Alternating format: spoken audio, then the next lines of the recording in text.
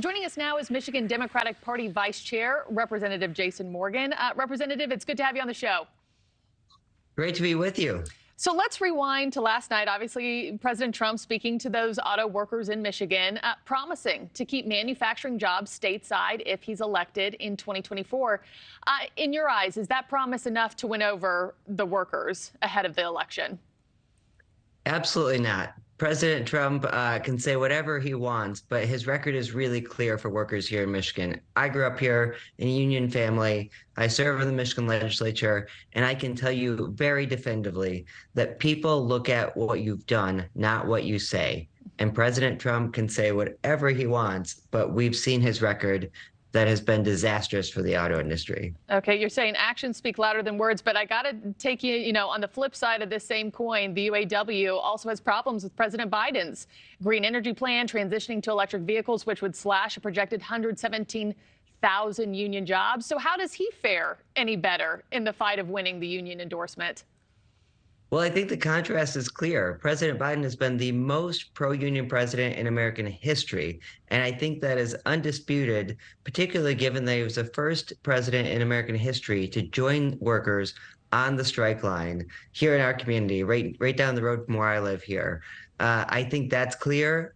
We have to make sure that we are securing these jobs in America. The EV future is here, whether we like it or not. And the important part is that we need to make sure American workers are building the cars in the future. But how do you, maybe he is the most pro-union president in history, but how do you ignore the fact that 117,000 jobs would be slashed by his policies? I mean, was this specific union, this specific fight, the battle for him to choose when his stance on green energy is that? Well, I think our UAW workers are fighting for more than just themselves. They're fighting to rebuild the middle class in America, and they're fighting to get back what they gave up a few years ago. We need to make sure that our auto workers are having fair wages and actually able to care for their families in the job that they're doing. This is something President Biden is fighting for. We're fighting for that here in the Michigan legislature by repealing anti-worker laws that were passed under Republican leadership for the last 4 decades. So we're trying to make sure we are standing with these workers, and I think it's pretty clear where we stand. Yeah. Also, I know that during his visit on Tuesday, President Biden encouraged workers to push for a 40% raise. But critics say the president is ignoring the economic repercussions of an extended strike.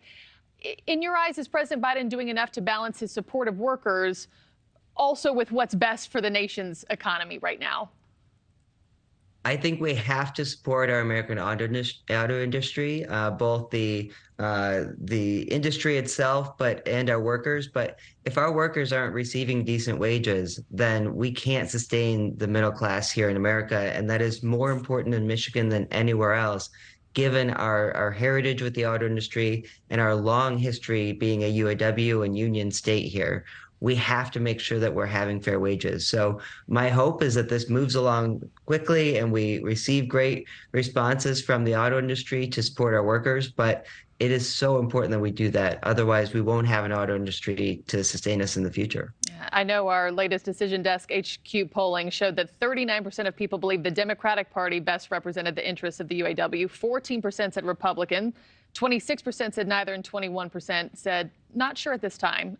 So I guess we're about to see how important that union support, that union endorsement is for the 2024 election. Representative Morgan, thanks so much for hopping on the show. We do appreciate it. Absolutely. Great to be with you. Thank you for watching. Go to newsnationnow.com to find NewsNation on your television provider. And don't forget to click the red subscribe button below to get more of NewsNation's fact-driven, unbiased coverage.